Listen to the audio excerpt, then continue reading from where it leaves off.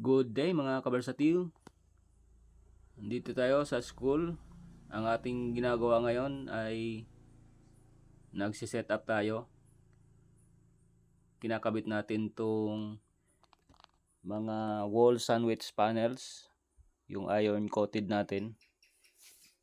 Ito yung ating nilalagay dito na pinakadingding. Yung styrofoam na nakaipit doon sa dalawang metal na steel plate.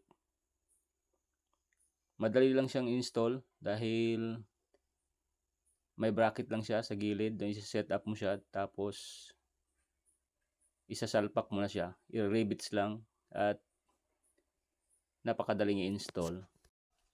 At dahil kantin ito ay ang magkabilang side dito sa gilid at dito sa harap ay hindi natin i-close.